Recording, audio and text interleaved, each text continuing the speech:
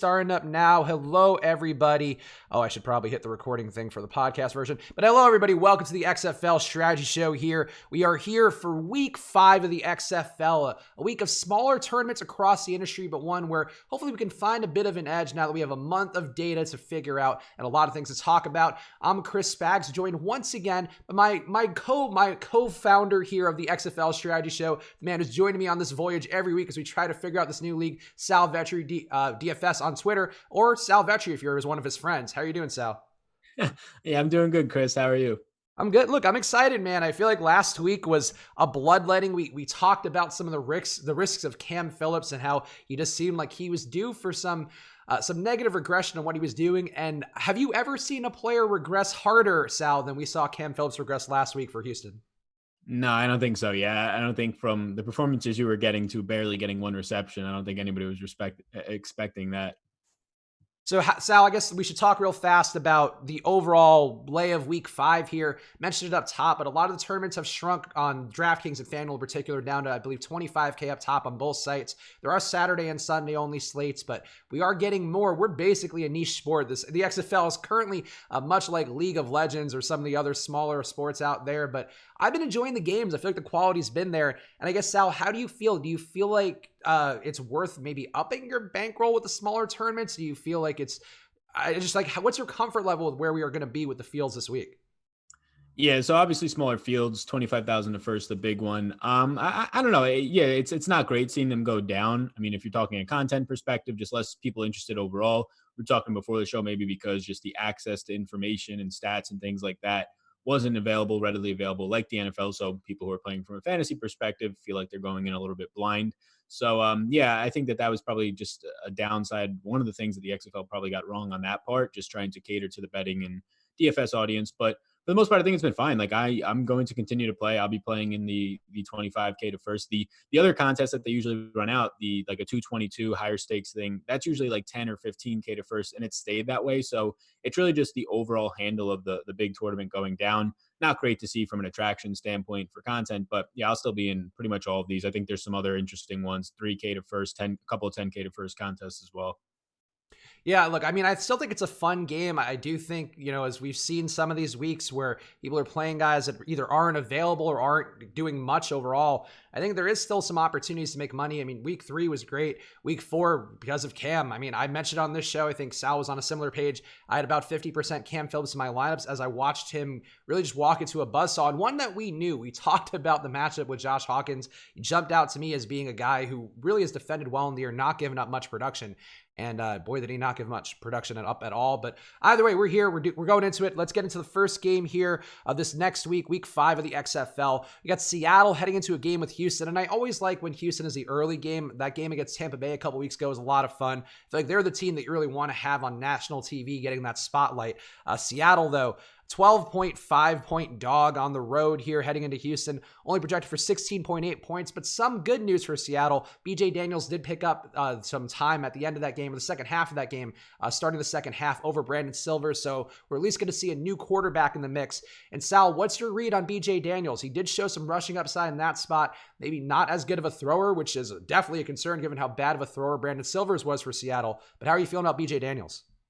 Yeah, I mean, if he's going to start and get extended run, I really like him. We haven't gotten a named starter yet, but like the last game, you saw him play the second half, and in pretty much a quarter and a half to 2 quarters, he had 66 rushing yards. That's his deal coming out of college. He's just a mobile quarterback. It's going to hurt the receivers for Seattle, but at 7,200, he aims to be, if he does indeed draw the start, the cheapest of the starting quarterbacks this week. He's very appealing, especially in a game where they don't have a great team total, the second worst on the slate, but they're going to be forced to throw, and you're banking on his rushing upside at a cheap price point.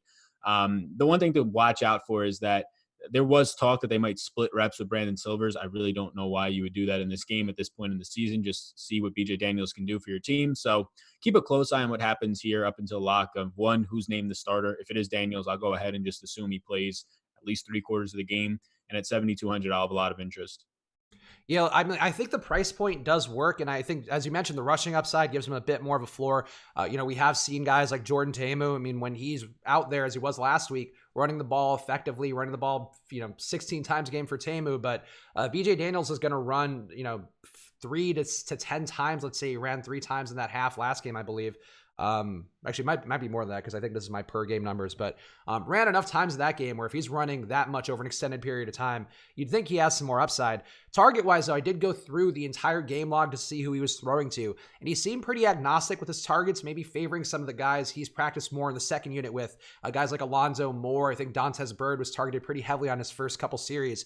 Are you feeling Austin Proehl or Keenan Reynolds this week? I would think 1 week of practice time with the first unit could help him out. Reynolds to me would be more appealing. I think Proehl in the slot, I'm really not as into. Dietrich Nichols, I think probably a better slot corner. We saw him have some upside last week against Dallas, but how do you feel about the Seattle receiving core?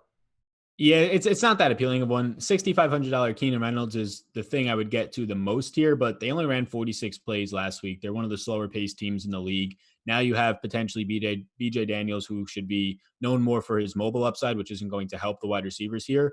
All these guys are relatively cheap. Kason Williams is going to miss yet again, so he's out. So it's going to be Reynolds, Proehl, and then probably Alonzo Moore splitting times with Dantes Bird on the outside. So those guys, no real interest outside of Kason Williams. And even he's sort of a GPP only flyer kind of interest guy. And the main reason why is we've seen him play 100% of the snaps last week and a couple of times this year. So it just gives him a lot of upside. But this whole offense with a quarterback change, there's talk right now of them just changing up the whole offensive coordinator and who calls the plays, which in theory might help. But a lot of just turbulence right now. I'll probably stay away from this team outside of Daniels.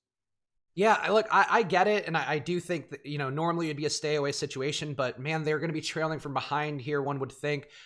Houston, really, obviously the most high octane offense in the XFL, even though week to week, they're not necessarily the top scoring fantasy team overall, at least, in terms of the quarterback. Walker was right in the mix amongst the top quarterbacks, was not the top quarterback last week, but Houston putting up points at home seems like a certainty, and I would think Seattle has to throw. So I'd be willing to take the shots at Reynolds this week. I do think he's going to get those deep targets. Catch rate for him has been terrible on the year, but I just don't think it can get worse with Silvers than with Daniels, rather, from Silvers. So I'm willing to take some stabs. I'm going to assume it's the same thing as it is for us every week with Seattle's running back game here. A very pinky in the brain type intro to this, but I am not playing these dudes. Sal, are you?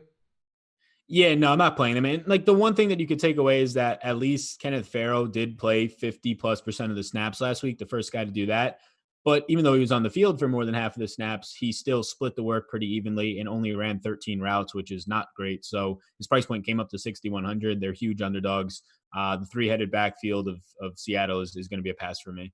Yep. All right. So we're on the same page there. Let's talk Houston side. And I have to say, I'm going to go back to Cam Phillips again at a comparable rate to what I was last week. To me, it just seems like the most logical term and approach. There are some pay up options at receiver I do think you can pivot away from him at. But I guess we could talk about Walker first. I mean, to me, Walker is a very strong play. The Seattle defense has shown an ability to stop the run, has shown no ability to stop the pass. Just a 53 coverage grade from PFF on the year. And I really do think Walker's in a good spot again, whether it is going to Phillips, whether it is going to the slot again to guys like Nick Holley, going to Khalil Lewis, who is questionable. And I also, Sal, do you want to give people the good news about Sammy Coates this week? Sammy Coates has already been ruled out for this week. Right. He will That's me miss throwing week confetti in 5. the air, by the way. He'll miss week 5. So I jumped off the Sammy Coates train after week 2, but I know a lot of people, he still was seeing deep targets, stayed on it, but you do not have to worry about Sammy Coates' hamstring injury out for week 5.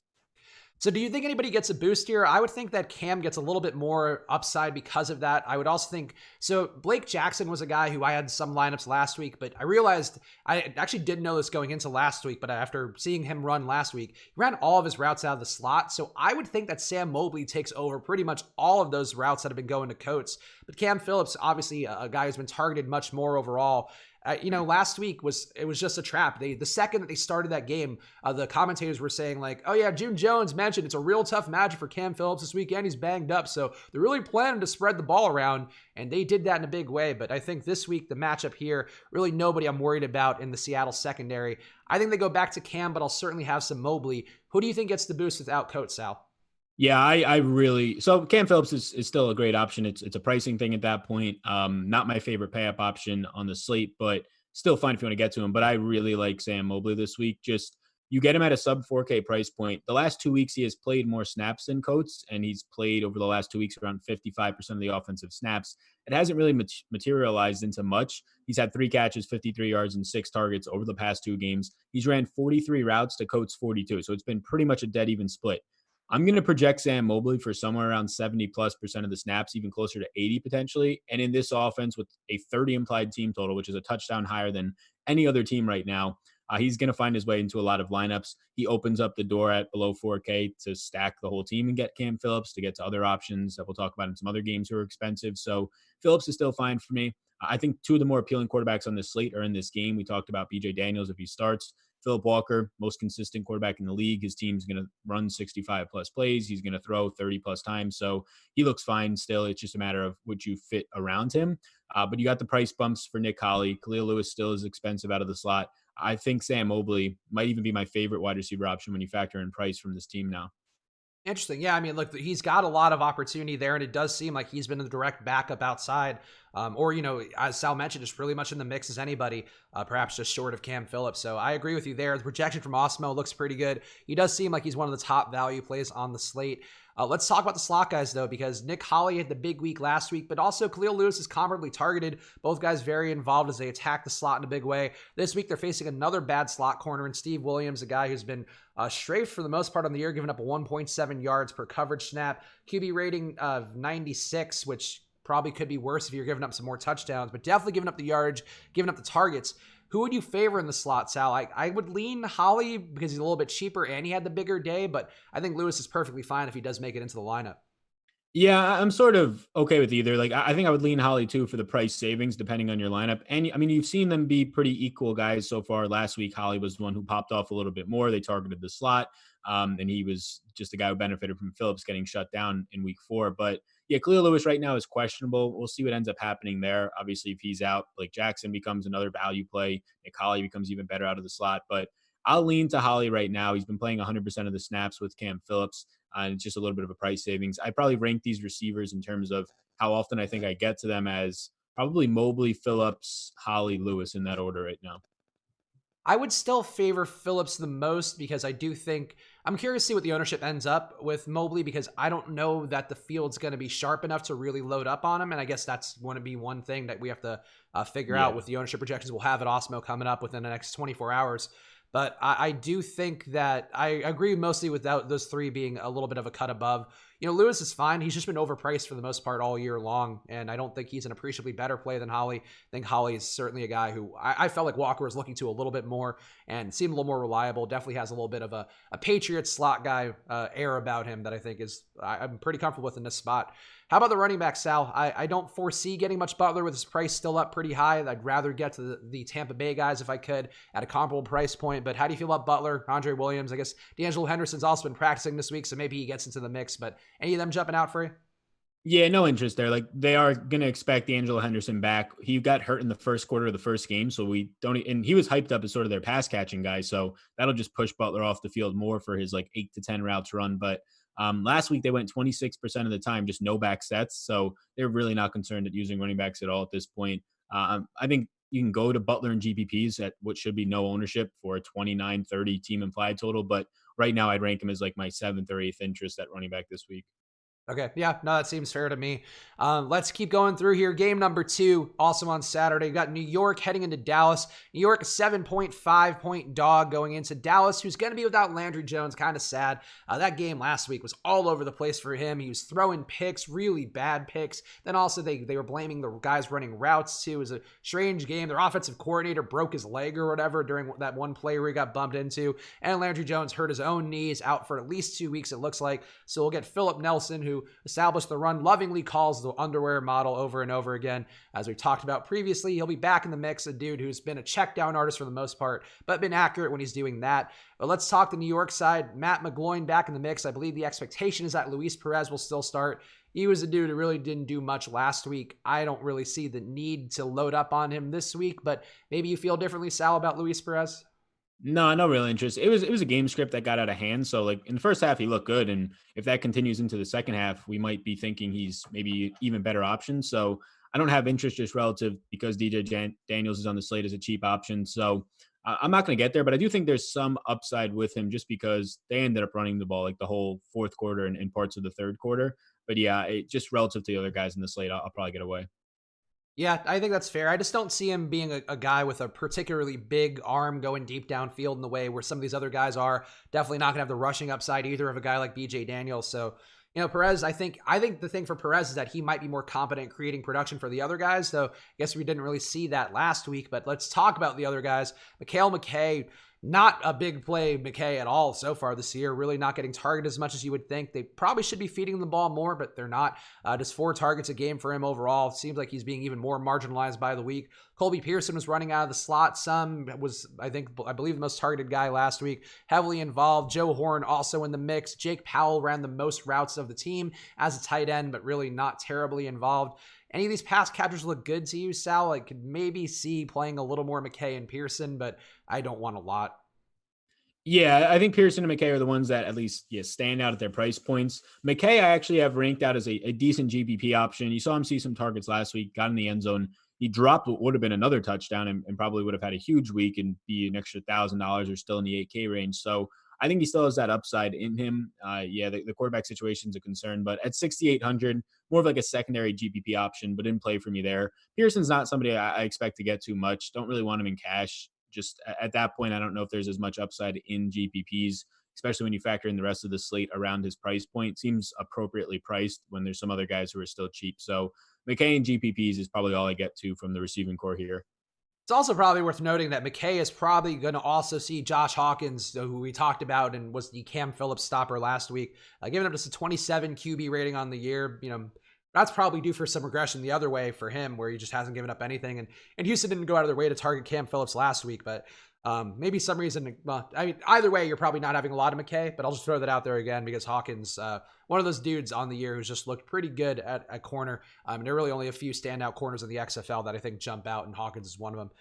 Running backs here, Darius Victor look okay to you, or maybe Tim Cook. I could see maybe Victor. The price point, though, a little too high for a guy who, he's priced like guys who are getting massive workloads. He's getting an okay workload. I don't see much Victor coming my way, but how about you, Sal? Yeah, so I think Victor might be a trap for people this week. You saw him get 19 carries last week. I think XFL stats had him at 18, but I saw him at 19, and then I think PFF also had him there. So 56% of the snaps when he's been healthy, sans week 2, he's been a really good running back in terms of workload. Like you can bank on him for 12 to 14 touches, around 15 routes run, which is pretty nice. But last week was an extreme example of where they just got out ahead of a team and were able to just run the ball the whole second half pretty much. This week, they're once again decent sized underdogs. Price point comes up to 5,800, still only seeing half the snaps. So like you said, I'm probably not going to get there. If I had to rank him, I think he'd be like a sixth option this week or somewhere around there. So it's an okay option for GPPs, but I think it's somewhat of a trap with the price coming up after a perfect game script last week. Yeah, not a bad run defense for Dallas either. 72 grade from PFF. I just don't see it being the spot where I'd want to pay up for Victor here when there are guys. If you were, in the 4K range, I think you maybe talk me into it, but at just under 6K on DraftKings, I find it hard to get there. Dallas side, though, I do think they have some appeal here. The New York run defense has been pretty bad. I think Cameron Artis-Payne and Lance Dunbar are looking good, but I guess we should talk about the pass game first since that's what we're doing. Philip Nelson in there again. Again, he's been accurate on the year, but still just not throwing deep. One of the better accuracy marks, though, 82 accuracy on the year so far, completion rate of 74, but a lot of those are going to the running backs, very conservative throws. Are you going to play any Nelson this week, given that he has a lot of weapons? I still think Donald Parham's in a great spot. Lance Dunbar is looking good. Flynn Nagel's kind of emerged a little bit more, but Nelson kind of sucks. I don't know. How are you feeling, Sal? Yeah, he looked terrible week 1. He's dropped back 46 times. Only twice did he throw the ball more than 20 yards downfield. And I think it was only 4 times that he throw it more than 15 yards downfield. He's just not going to throw the ball deep. That really hurts the upside. The price point's the thing that you look at. They've thrown 41.6 times per game, so that's pretty good. 22 and a half implied points is actually the second highest on this slate. Totals have been dropping. So those things do stand out at the price point. But if we're going to have BJ Daniels right now, assuming that he's going to come in as the starter, I would just rather get there at a cheaper price point for a guy that you could probably bank on for anywhere from 5 to 10 plus fantasy points on the ground alone. So I actually do have Nelson in a player pool right now, only for like a cash consideration. I doubt I even get there. He's like the sixth quarterback on my list, but it's just the fact that they are the team throwing the most with a lot of weapons that makes it appealing. A lot of pass catching running backs can help him pile up stats without him really doing much. So I think he's in the cheap end, the second guy I would get to after BJ Daniels. Interesting. Okay, yeah, I get it. It's a home game too. They are projected or implied for 22.3 implied points there at the Vegas total. So Definitely a chance for Nelson to do something here, but I do think the run game is going to get the benefit. But I'm curious your thoughts on the receivers here, because Parham is a guy who I really like a lot.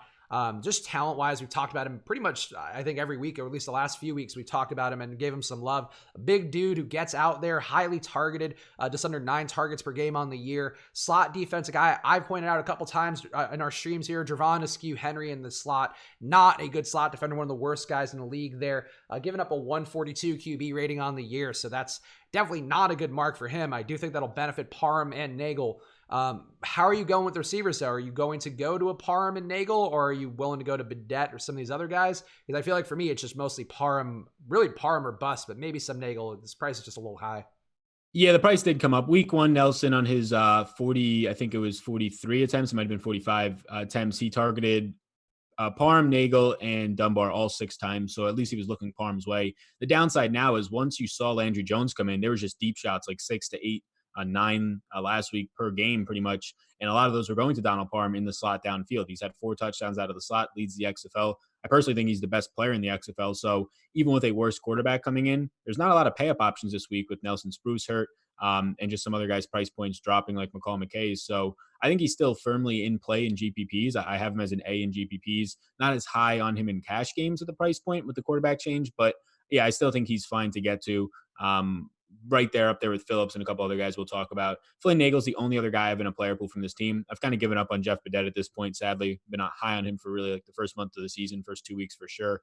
But Nagel, just a guy who's just running a ton of routes, top 5 in the XFL in routes, ended up, was number 1 in the league, tied last week with Holly and Cam Phillips from Houston with 45 routes run. He's just on the field a ton. You didn't see any deep shots really at all in pretty much mop-up duty last week in week 1 from Nelson, so that should help Nagel in the slot. Nagel and Parham are slot receivers. They're going to see the biggest bump, and so are the running backs. So Parham and Nagel lean a lot more of Parham there, though. Yeah, I'm with you on that. I do think there could be, even if Parham and well, Nagel barely getting any deep shots, but if Parham doesn't get the deep shots, it could still be a death by 1,000 cut situation with them getting peppered with targets in the intermediate range, kind of like we saw with Holly and Khalil Lewis last week for Houston. So yeah, I'm on the same page, I think, with you. Bidet has been pretty much out of my player pool for the most part, and that'll continue because he's not going to get better for him going with Philip Nelson for sure. Running backs, though, Sal, I like the running backs quite a bit. Cameron Artis-Payne, if you can get there price-wise, and it's tough if you are paying for a couple of the high-priced receivers, but I think he's got the biggest potential. Might have the biggest potential on the slate for me. You could argue Tampa Bay running backs, but I think at running back, I would say Artis-Payne has the biggest ceiling. Going to get more check downs from Nelson, going to get a lot of the run game work. Lance Dunbar still getting that work, but I think his price is a little high because Artis-Payne is really more the lead back. But how are you feeling about Artis-Payne and Dunbar, and do you have a lean when adjusting for salary? Yeah, these guys both look really good this week. So Artis-Payne leans all running backs. He has 13 more routes run than any other running back in the league. He is second behind his teammate Dunbar with 20 receptions, 23 targets, 2 less in each category than Dunbar. So these are probably, just like they were last week, 2 of the better options, if not best options on the slate. I agree that the Tampa guys look appealing as well. A lean right now, it really depends on your lineups. Like if you have Dunbar in there, I'm completely fine with it. He's going to probably see somewhere around 5 targets as a bottom number for him in this one, somewhere around 6 to 8 carries as a bottom number. And he's been really good in breakaway percentage, number 3 in the league, should play around 50% of the snaps. I would prefer Cameron Artis-Payne. I think he's the guy that stands out a little bit more as a complete every down back type of guy. In terms of what you saw last week was 75% of the snap, or 2 weeks ago, 75% of the snaps. Last week, he played about 2/3 of the snaps. So he's the guy who's just going to be on the field a lot more and more touches out of him. And it's only a $600 difference. So if you have the money, I prefer Artis-Payne. If not, then I think Dunbar is a completely fine secondary option. Yeah, and Dunbar certainly, has a little more appeal with the PPR upside that he has, but, it's close enough, really, where Artis-Payne's getting targeted just under 6 targets per game. Dunbar's getting targeted just over 6 times per game. Like, to me, that's a negligible enough difference where I'll take the guy who's got the more secure running role, but certainly wouldn't be surprising to see either of you guys have a big day because New York's run defense really bad. Their secondary also bad, but the run defense in particular with a guy like Nelson, I think, is what Dallas will lean on here. Let's keep going through here. Game number 3, St. Louis heading into DC. And DC, I mean, it could be a home road splits thing. The last 2 games have been on the road, and they have just looked terrible. If you'll recall, Cardale Jones was the top graded QB from PFF in the beginning part of the season. That is not the case now, but let's talk St. Louis first. Ta'amu had a little more action than we thought he would have going into last week against Seattle. Seattle did keep that game competitive, and that resulted in more rushing upside for Ta'amu. So it was a little bit more throwing than did the previous week. The run game didn't quite get there with Matt Jones and Christine Michael. I think Keith Butler was the only guy, or Keith Ford was the only guy who got in the end zone there. I don't really know how to approach Ta'amu here, because if we're getting the DC team we've seen in the last 2 weeks, it feels like we're not getting much upside out of Ta'amu. But if DC is competent and actually can put up some points here, then we could see him push his upside more. So how are you handling? How are you feeling about Jordan Ta'amu this week?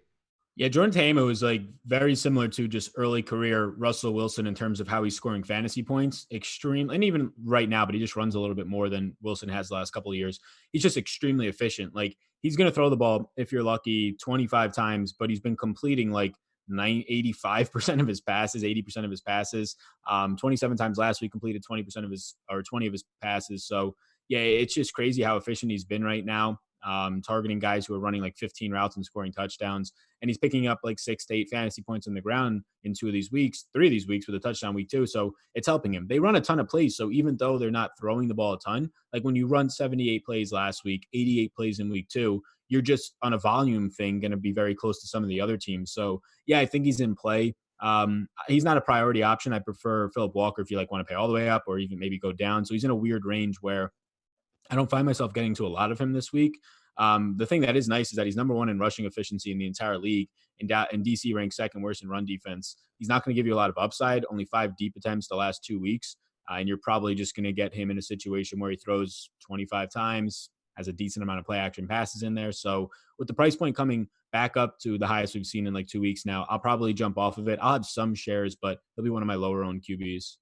Yeah, I was trying to find ways when just kind of tinkering around a little bit to get him in just naked with some of the other high-priced wide receivers, but the price point doesn't quite work to make that work if you're trying to get, like, let's say McBride, Phillips, or Parham and McBride, some combination of that. It gets a little tight, so I don't know. I don't know how you'd stack him either, because we'll talk about the pass-catching targets here in a second, but the rushing upside's strong enough where I wouldn't mind playing him naked in some lineups, because he ran 16 times last week. That is a preposterous number of times running, and also gives him a ton of upside. Sal mentioned DC, just a bad run defense, so I don't mind taking stabs on Ta'amu, but I don't find him necessary to stack. But let's talk the stacks. But anyway, because DeMornay Pearson-L, the price is there. He keeps getting in the range of where he should be, but he's not running very many routes. Really, nobody here is running a ton of routes besides LaDainian Washington, and I just don't think he's that great of a player. Brandon Riley was an okay value last week. He seems like he's getting more involved, but there's so many bodies here just barely doing anything that I don't know what you would want out of St. Louis. But Sal, how do you feel about the St. Louis pass catchers? Yeah, it's what you said. It's going to be probably a full fade for me. Washington seems interesting with his price point coming down and him still running at least a decent amount of routes. You could say the same thing for Alonzo Russell on the outside, price point down, running a decent amount of routes. But the issue is, yeah, they're probably going to throw, I don't know, on average, like 25 times per game, 25 times in this game. You're going to have like a distribution for 4 wide receivers of 15 targets. And it's just really hard to project upside there. Pearson-L, he ran 15 routes out of the slot. That was 2nd on the team behind Brandon Riley. Like, he's just rotating into the slot as sort of a rotational player at this point, but he's priced as if he's one of the studs in the league. So he's been very similar with Cam Phillips. Like, he's just been outproducing what you would expect, probably due for major regression. I don't plan to have any Pearson-L. If anything, maybe like a GPP ownership towards Russell or Washington in a small dose. But like, if you're playing 1 to 20 lineups, I wouldn't have any of these guys. Yeah, Pearson-L getting targeted a lot on a per route basis, about 28% target per route for him. So that's certainly a high number, kind of like we talked about as Sal mentioned with Cam Phillips. But the difference is Cam Phillips is out there for 45 routes a game, give or take. Pearson-L, if you're going to be out there for 20, it's just hard to keep doing that. Been a good after the catch guy, certainly been good. His catch rate, one of the better numbers in the league at 91%, but just not getting the overall workload you'd want to see, and this is a running team. So let's talk the running backs. Matt Jones, Christine Michael, both disappointed. Keith Ford helped some people win some money in some of the smaller tournaments I saw on FanDuel on our premium Slack. I still would go back to Matt Jones this week, though. The workload's there for him. He's practicing again. He and Michael both missed one practice earlier in the week, but both guys were back in there. Jones with his ongoing knee issues, who knows? But I still think the price looks fine for him. Definitely not a PPR guy. He's got to get there through actual rushing touchdowns. So I don't know that I'd call him a priority. Michael still also looks fine to me at his price point, though I would favor Jones if he can get there. Though overall, I do think with the salaries where they are, I'd rather find money to get to Dunbar or Cameron Artis-Payne. But how are you feeling about Matt Jones and Christine Michael? And I guess as well, Keith Ford here, Sal. Yeah, I agree with you. I prefer the Dallas backs. I might even prefer probably not both of the Tampa Bay backs, but just that game script that they're in looks really good for them. It starts to become like, how much do I actually get of these guys? It's probably not a lot just because other guys will edge them out, especially Matt Jones being priced closer to them. And the issue for Matt Jones is he's ran 45 routes in 4 weeks. So not great usage there, but he's only seen one reception. That went for a 25-yard touchdown, but no usage in the passing game compared to the Tampa Bay guys and definitely compared to the Dallas guys. So you're really hoping for a big game on the ground. And you've gotten that about 2 weeks in terms of his out of the four in terms of his workload on the ground. He was a full participant, which we haven't really seen before Friday in the past couple of weeks. So that's good to see that he's probably getting healthier. So I do agree that he's in play. Both of these guys are in play for me as secondary options at this point in the week. But it's weird because they're probably going to be in a situation where they can run again. If you get the game where Jordan Tamu goes for just 50, 60 plus yards on the ground, both of these guys are kind of dead in the water if they don't score a touchdown. But even then, like, they're the number one running offense in terms of how often they run, but they're the second worst efficiency run offense. Like, their offensive line is not good. They don't pick up yards on the ground. So it just seems like you have a couple of bad running backs that just get a lot of carries and don't do much with it. So I think they're secondary options for me. Okay, no, that seems fair. And, it is definitely more of a volume thing for both guys with the high play volume that Sal mentioned, and they are running at a very high clip. 59% rush rate is the highest in the league, and when you are running over 70 plays a game, that can certainly start to add up. But definitely priced appropriately for the most part for what they're doing with their opportunity, and two guys who are just not catching backs with Matt Jones and Michael. The DC side here, boy, Cardale Jones, we talked about him in the intro, but he is not looking good recently. Being back home maybe will help things out. He has been given the opportunity to Rashad Ross in a big way. Big air yards numbers for him. I saw him over 130 air yards again for this week. Did absolutely nothing with it, but he's getting targeted downfield, and one would think that's what you want to do here to at least give them a shot against St. Louis, a team who's going to really try to run the ball down people's throats and squeeze the air out of the ball. But how are you feeling about Cardale, and I guess also the pass catchers if you have a preferred one?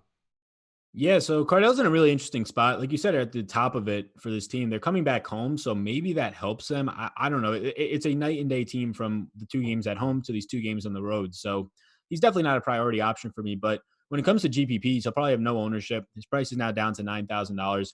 He's been pulled at the last 2 games, so maybe there's even more risk for him just getting pulled at halftime if it continues here against a number 2 ranked secondary. So not a whole lot of interest. I think, though, that I'll probably give myself like 10% in GPPs or so just to have exposure to it because of what you saw the first 2 weeks at now a cheaper price point. Yeah, I mean, Cardale looked decent. He still wasn't really a high octane guy throwing the ball downfield like Philip Walker or anything, but was more accurate, was running the ball fairly effectively when he did run it. And that has gone out the window the last few weeks. But, some guys just suck on the road. We often don't talk about that too much for DFS because you're dealing with players who are professionals in some of the other leagues in the NFLs, the NBAs. It does tend to normalize for the most part. But in the XFL, maybe Cardale Jones just gets rattled on the road. And that's like that. I don't know. It could be an actual thing to consider in the XFL. It does jump out to me, a guy that I've talked about a few times as a slot defender is not too good for St. Louis. Darius Hillary, just giving up pretty good production on the year. I do think that's going to benefit Eli Rogers, who's been their most targeted guy on a per route basis. But Rashad Ross's air yards do jump off the page to me. Do you imagine having Rogers or Ross if you were stacking with Cardale, or would you want to do both? And also DeAndre Tompkins, mostly out of the mix, but still running routes. Would you have any of him this week? Yeah, these guys, it seems like a really talented wide receiver core that this offense has fallen apart the last 2 weeks. So, like, Rodgers at his price point, I'm not all that interested because he continues to lead the team in routes run every single week, snaps and all that. So that's good. But a lot of his routes aren't as much downfield in the slot. So at that $8,200 price tag, it's just not as appealing for me. Think he's in play more so in GPPs, but the guy that I would get to would be Ross. You continue to see right now he's averaged 3 20-plus yard passes a week. He's going to have to click at some point this year. He's only a GPP option for me, but I think he's a pretty strong one because I'll have no ownership on him. Tougher matchup on the outside compared to in the slot, and he runs all of his routes out of the outside. But he is now kind of cemented in the number 2 wide receiver role in terms of snaps. and just routes run. So I think Ross is my favorite play from this game from a GPP perspective, or at least from the maybe even the whole game, but at least from the DC side of it. DeAndre Tompkins is tough because now he's below 5,000. He's still running routes. Like Malachi Dupree came back and really didn't do anything as the wide receiver 4. But the issue is that I think, yeah, he got in like some sort of issue with Cardell Jones. I saw after the fact, like they were bickering back and forth. Who knows what that really means? But he played 70+% of the snaps. Interesting in GPPs because of the price point and where it's at. If you're building on the narrative that this team is just going to do what it did the last 2 weeks, or at least something close to that, then you probably don't want really any of these guys. If you think that they can turn it around or regress at least closer to what they did the first 2 weeks, then I think I would rank it Ross, Tompkins, and Rodgers for GPPs. Yeah, no, that seems fair. I think I would go Ross, Rodgers, Tompkins. I'm a little more willing to pay the price point for Rodgers in the hopes that he does get peppered with targets out of the slot. Just Tompkins, like it worries me that Ross is now taking a bigger role, and Tompkins, coincidentally during that time frame, is just a non-factor. I mean, he didn't have a catch last week. He's not doing anything right now. And he had the one big week when he burst into the lineup there, but they trust Ross more now, where I don't know. I just don't see him getting the boost where when Ross is running less routes, that was the case. So Tompkins, a guy I've had a lot of the last few weeks, so I think I'm going to move away from, for the most part. It still makes sense to have some. As Sal mentioned, that price point is pretty appealing, but yeah. Running backs. Running back situation also pretty crappy. Donnell Pumphrey's doing nothing. Jarrell Presley was out of the mix last week as Nick Brissett capitalized on his garbage time big game against LA to pick up more run, and yet he did nothing overall in his time on the field. Maybe Presley gets back into the mix this week, but I really don't think I want any of these guys. Sal, running backs for you for DC, any of them look good? I think that Pumphrey's at least worth looking at just because of the price discount when it comes to GPPs. Like he's in a player pool for me. The issue is that they're going to come into this one as slight underdogs, but he runs a lot of routes. Number 4 in running backs routes run. He's number 1 on the depth chart, has played 55+% of the snaps in pretty much the last 3 weeks. So I think it looks good. He's number 3 in receptions, but only at 9 because the Dallas guys have 20+ a piece, which is crazy. So it's like the price discount of 6,400. He might be like the best cheap running back option or one of them. So I could see having some shares of him, but overall he ranks as like the 6th option for me this week. And yeah, Presley only played like 3% of the snaps or something like that last week. Pretty terrible. Yeah, Pumphrey, the projection from Osmo doesn't look too bad. So I guess that could be somebody I land on a little bit of. But Brissett just didn't do much with his opportunity. Presley is just, it bums me out because I didn't think he looked that much worse than Pumphrey in the beginning of the season. And now he's just been completely marginalized and doesn't seem like he's going to be able to dig out of the hole he's gotten himself into with Pep Hamilton's offense. But yeah, it's just not a great situation, but maybe some Pumphrey makes sense. We got one last game here to hit on. We're making great time, so hit the like button, guys. We appreciate that. And also, if you want the XFL projections and ownership projections at your fingertips, go to osmo.com/join. I don't think we have an active promo code right now, so it's a decreased sliding scale for the package because we're now about halfway through the season. So check it out at osmo.com/join. Check out the XFL package on there. Again, projections, ownership projections, going to help you out quite a bit, and they can be a real advantage because the tournaments are getting smaller and the field not getting sharper. That's the one thing, and present company included sometimes, but field not getting sharper for the XFL. So try to take advantage of that and hopefully make some money in week 5 at osmo.com/join. All right, let's talk about this last game here. Tampa Bay heading into Los Angeles. Taylor Cornelius looking like a competent quarterback, but I do think that was a bit of a masquerade from a fantasy standpoint. Got that rushing TD, which propped up his stats a bit more. It does seem like he's starting to favor Dan Williams more, at least in that matchup last week. But Cornelius will start once again. Aaron Murray has not won the job back. I think that Cornelius is playable. The price being up doesn't make him the most appealing in the world. And again, I do think that rushing TD did mask a kind of mediocre game overall last week. But Sal, you were a Taylor Cornelius guy a little last week. So how do you feel about him now? Yeah, I had interest last week, but now this week, not going to have as much interest with the price point up, but 2, Quinn Flowers is back with the team. He's been practicing as a running back. So that's interesting / concerning for some of the other running backs in this backfield. But even if he comes on in Wildcat formats again for 15 to 20% of the snaps, that always is going to take away from Cornelius now at an increased price point. LA's secondary looks pretty solid too. So I'll probably end up staying away from him. Yeah, do you see Quentin Flowers demanded a trade too? Yeah, and that was, he called it a personal reason why he was missing with the team, but like beat reporters were saying that like he was quoted to just say things like he hates it there and he wants to get out. Wait, he was quoting on the record that? Jeez. That's what I was reading, like a couple of like this one article. I mean, it was like It was like just it's XFL, it's like WNBA, just like some random guy's Right. blog. So it could be the validity of it cannot be good at all. But it was yeah, he pretty much said that like the sentiment was that he hated his environment and his role with the team. I get it. I mean, it's funny because they really do have like a cult icon in him on the team. And that one Tampa Bay game where the crowd just kept booing Cornelius and got him in, they loved Quentin Flowers, and I'm sure would love to embrace him in a meaningful way for a team that I'm sure needs to sell tickets. But Mark Trestman's doing what he can to win, and apparently that pathway includes Taylor Cornelius. The wide receivers here, though, Sal, Dan Williams priced up pretty well. I do think he's established himself as a little bit more of a reliable week-to-week target than Jalen Tolliver. Tolliver still priced well enough to be in the mix. And, it's not a secondary matchup where I think they can really meaningfully oppress Dan Williams, but, I don't mind going back to Tolliver after Williams had the big week. But overall, with Truesdale back in the mix, I don't see the need for these guys really. And I don't know. The LA secondary has gotten better too with the change from their defensive coordinator, firing Pepper Johnson after week one. We see them kind of improve week to week. I don't see having much of the pass catchers here, Sal, but how about you? I think I'm a little bit higher on them. So Williams price point 8,500. I think it's fair. Might be a little bit restrictive and just makes it so I don't get a ton of him, but I still think he's okay just from how many routes these guys run. Like they are right now, they've surpassed St. Louis as the fastest paced team in the league. So they're pretty much going out there and playing like 70 to 80 plays a game, which is really big for just wide receivers. You're running like 30 to 40 routes. Tolliver and Williams right now are still both rank in the top 4 for routes run in the league.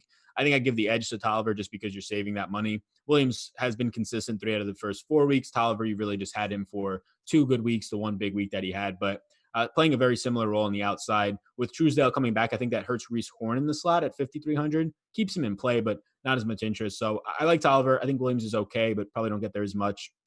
And then Nick Truesdale, it'll be interesting to see if he plays 100% of the snaps. They have DeAndre Goolsby. I saw somebody in chat mentioned about playing him, and he has had a nice role. He's at a cheap price point, but with Truesdale coming back, I think he's going to play a minimum of 50% of the snaps. And unless we get any other news, I'm going to project it as if he's just in a normal role. So 4,700 for who was the number 1 overall pick from this team. I'll have a good amount of interest in him at that price point.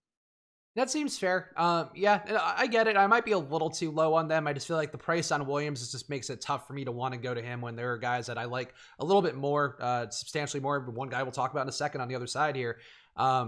Yeah, I get it. I just think this Tampa Bay team does want to run. I do think that's the way that they win right now. We saw it last week with both running backs getting over 100 yards in that game, and also over 20 carries. I mean, that to me is their plan here. I think they might have wanted to pass more coming into the year. I think maybe they thought they had the weapons to do it. Maybe they do, but they don't have the quarterback to do it right now. And I do think the run game is what's going to be the thing they really emphasize moving forward. So for that reason, let's talk Davion Smith and Jacques Patrick. Smith was missing in practice earlier in the week, but then he got limited practice in yesterday, I believe. We'll see what happens today, but it does seem like he's trending towards playing.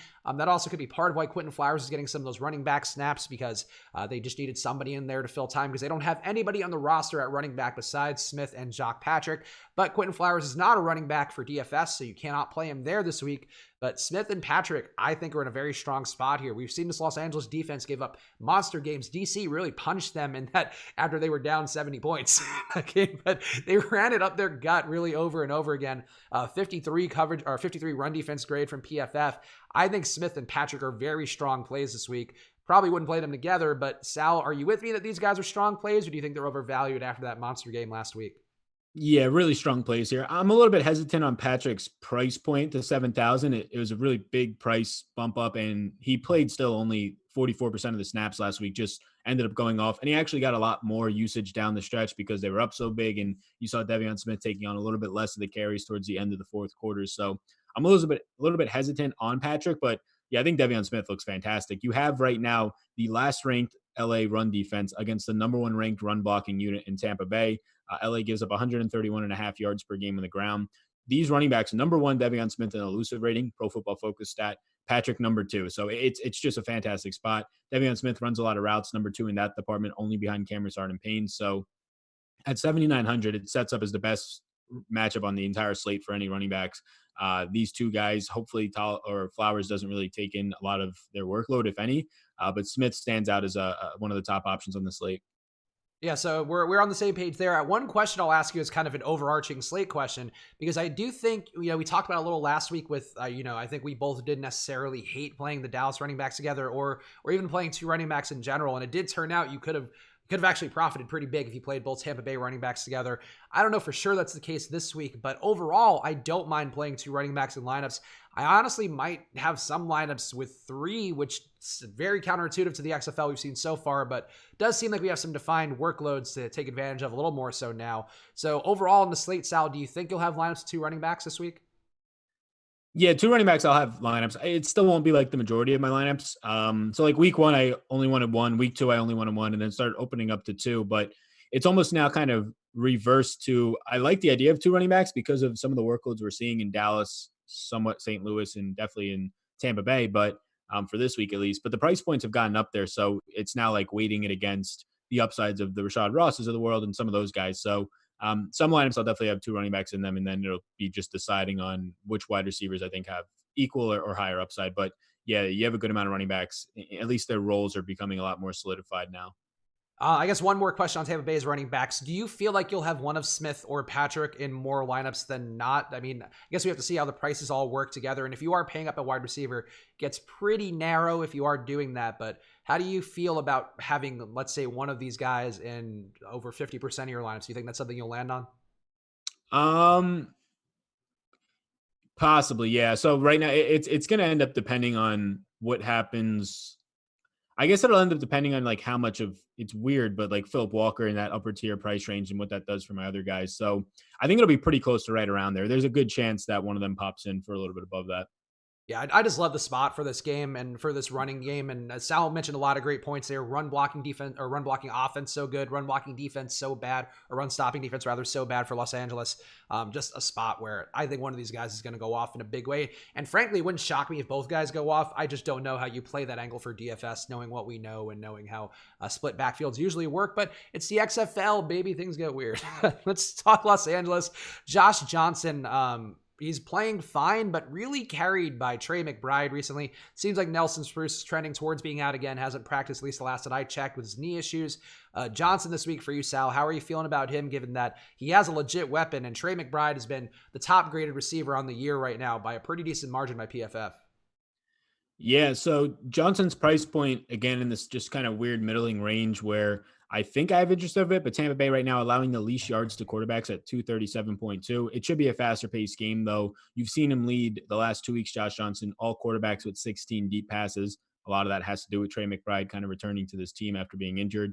So Tampa Bay ranks 7th overall in coverage. I think it's a good spot for him. You've seen him be very consistent here. So a price range of sort of his own at this point. You're not going to get up to Philip Walker. You're not going to pay down. I would prefer Josh Johnson right now over Teamu. So I'm okay getting there. But yeah, I think that Trey McBride stands out a ton right now. I think he's still probably underpriced. Somebody who I going to end up getting a good amount of. Ran 41 routes last week, played on 97% of the snaps, 12 targets, 18 targets now in about 6.5 quarters of play. Your Nelson Spruce was ruled out, or at least not yet, but he's doubtful. You're probably not going to get him. 3.05 yards per route run is just insane by McBride. Yeah, I just don't think it's going to stop. Saw a ton of deep targets at 9,700. It's not like the $11,900 Cam Phillips last week. Like, even if he goes out there for 5 catches, 80 yards, like it's not busting for you at 9,700. And then, he's also going to see Anthula Kelly outside, or Antula. I actually don't know how to pronounce that name, but get up a 117 QB rating on the year, 1.95 yards per coverage route. So that's the kind of dude who McBride can hang a massive number on. And he, to me, has looked like the most NFL. I guess you could argue Parham too, but out of the wide receivers, we'll say Parham's a tight end. He's like the most NFL-ready wide receiver out of all these guys to me. I love McBride as well. We got a question in the chat too, asking about Blacknall or Jennings. Worth noting real fast that Levante/Kermit Whitfield, depending upon what site you're playing on, he got waived this week, so he is now out of the slot rotation. Those guys basically split a lot of slot routes last week. Smallwood saw some slot routes. Blacknall saw some slot routes. Adonis Jennings saw some slot routes. If you had to put a second receiver here, or I guess as a pivot to McBride, Sal, who would you go with out of the LA receivers? Yeah, it's kind of tough. So in In terms of pure points upside, I would go with Smallwood, but in terms of like point per dollar value, I would go with Jennings after McBride. So Jennings split directly 20, well, not all in the slot, but they both played 44% of the snaps, Jennings and Whitfield last week, 27 apiece. And now Whitfield just surprisingly gone. I don't know what they're going to do with that. You really haven't seen Blacknell run in the slot all too much. So Blacknell and Smallwood seem to be splitting the outside routes. I think you'll get Jennings as maybe the every down slot receiver. Maybe Smallwood shifts in there for a little while. So at the cheap price point, I think Jennings would be my next favorite, just like value type of play after McBride from the receivers. Yeah, and also Jennings targeted a little bit more per route. I mean, it's not a huge jump, but it is more than Blacknall. Smallwood, I agree, it seems like the clear number 2 wide receiver, big body dude who did a good job getting some catches in space last week as well as in tight coverage. I was fairly impressed by him, but he's not in the same class as McBride. To me, this is kind of a McBride or bust team. But Smallwood, I think, is in the mix. But I agree that the discount on Jennings can be interesting. And Blacknall having some exposure in tournaments, I think, makes sense. These guys are very cheap, and guys are going to open up value, though. I guess we should talk about it relative to Sam Mobley, who we both really like as a value play. These guys, I would put definitely a tier below Mobley. Would you agree, Sal? Yeah, I agree with that for sure. Yeah, I mean, to be clear, the cheap guys. McBride's amazing. Is he the guy you were talking about who's your pay up option overall at the skill positions? Yeah, he just stands out at that price point. He looks really good. Yeah, and again, I just don't think this is a matchup for him to regress. He's been a monster. The numbers are probably going to come back down to earth at some point, but in the XFL in particular, the talent gulf is so big that if there's a guy who jumps out as particularly talented and he's getting massive workload like McBride has been, up to over 40 routes last week, that's just a real smash opportunity for McBride, and I will not be missing the boat this week, and hopefully he doesn't Cam Phillips us. The run game, Sal, disaster city again. Elijah Hood barely played last week. I don't even know. Was he like okay? He played, I think, had 1 carry. I don't even know what happened there, but Dwan Harris did most of the work there. I don't want any of these running backs, Sal. Do you? Yeah, no, I don't. And it'll be interesting to see what they, from at least a real life perspective, what they do with how many running backs they have active, because including their fullback, I think it's pronounced Demal or Demel, they had 4 running backs active last week. And just in DFS in general, fantasy sports, anytime a backfield has 3, that's concerning. But whenever they have 4, they usually intend on using all of them. They did that last week. Elijah Hood played the least, probably still due to injury with 8% of the snaps. He's been practicing though. All 4 of these running backs have now logged a limited practice. So that was as of yesterday. So it seems like if they want to, they can list them all active again, and then that's just a spot to completely stay away from. Harris did see 71% of the snaps, though, out of the 4 last week, but I think a lot of that has to do with Hood being injured. So just no interest in this backfield. It's a mess. Yeah, Carter, if he gets in there, I think his hip has been what's bothering him. Maybe I could see taking a dart throw there because he was more involved as a pass catcher, running some routes when he had that one game where Hood was a late scratch. But for the most part, this looks like an avoid for me, and just not a good situation. Another one of those crowded backfields. Take the better backfields. There are a handful of backfields that we talked about throughout the show. Tampa Bay's, St. Louis's, Dallas's. They have running backs who are actually doing things. I think it's better just to find a way to pay for those guys than to try to get some scurrilous value in the mix. Let's talk real fast about defenses, Sal, because I just want to just hit on it. Any of the defenses jump out to you as being particularly worthwhile? I could see maybe taking a stab at New York on the road, given that all what we talked about with Philip Nelson, with him kind of being a garbage player. But besides that, I really don't have a strong lean this week. And frankly, the high-priced defenses have not been coming through in the XFL so far. Yeah, I think so. It'll be interesting to see this week. I think that LA stands out against Tampa at 3,900. But yeah, not much. Like the first 2 weeks, you could find some value. Even I think week 3, you might have had some value in St. Louis that week. But I think they're pretty appropriately priced now at this point. LA at 3,900 does stand out against Cornelius, still a guy who's going to go out there and throw picks. And then, I mean, obviously, all the way towards the top, you get just the New York defense that you were talking about. Well, Dallas on the opposite side of it in a fine spot on defense, but you get New York's defense against a quarterback who just wouldn't throw downfield and made mistakes, especially to end the game week 1. So the Guardians, it's scary, but they're cheap. The Wildcats seem like probably the safest bet at 3,900. Yeah, I think the Roughnecks too. We talked about them briefly last week, and I feel like every week they would be a little bit in play for me because they get really good pressure pretty much across the board from a lot of their guys who are in the mix. I don't know about Coney Ely's status. I know he left. He's left that game. I don't know if he came back in. Do you know if Coney Ely is available or no? I haven't seen that.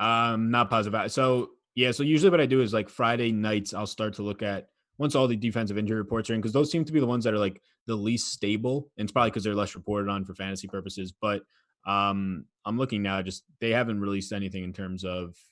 He's been out this week in terms of not participating with a shoulder issue, so that would make the defense a little bit weaker. But I still think they have enough guys there. But Ely's one of their better guys in terms of getting pressure. But they have a handful of guys who've been doing a good job. LaTroy Lewis has been their top pressuring guy.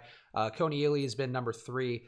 Kalen Bennett's been in the mix. So, they have some guys who generate good pressure. And I think we saw that really screw with Landry Jones last week, where he was getting pressured. He overthrew a couple. His receivers didn't help him out. And then we saw the turnovers come. So going against DJ.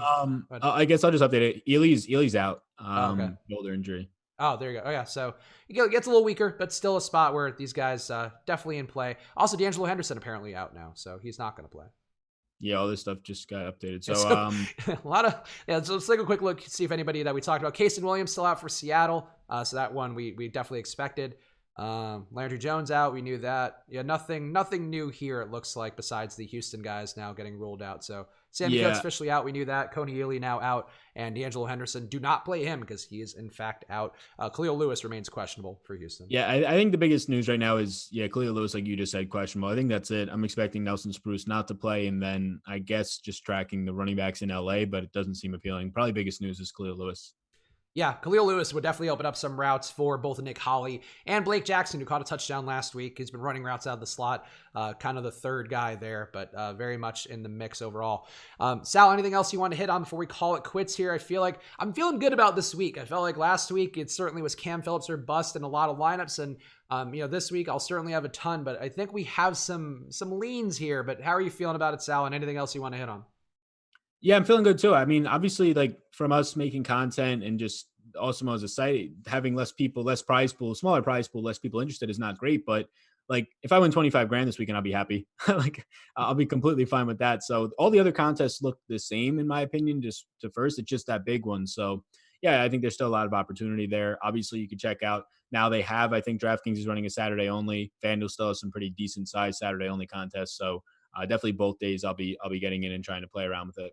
Definitely more of a grinders type of slate for the XFL now, though the prize pools will come back up come playoff time, I'm sure, just because they'll try to chase that one more time. So I think it's a good time to take advantage, to actually pay attention, to invest your time and watching these games, and obviously watching our show. We're doing our best to make sure we're ahead of the curve as much as we can with these, so we appreciate it. Hit the like button before you go. Make sure to follow at Sal Vetri DFS on Twitter. Follow at Chris Spags on Twitter as well. We have a ton of content coming out. And of course, subscribe and hit that notification bell so you can see shows like our XFL Strategy show, our new MMA show that came out last night with a couple of really qualified guys in there whose names escape me right now because I'm an idiot. But anyway, appreciate all you guys watching. We'll see you guys again soon. So enjoy your weekends and good luck.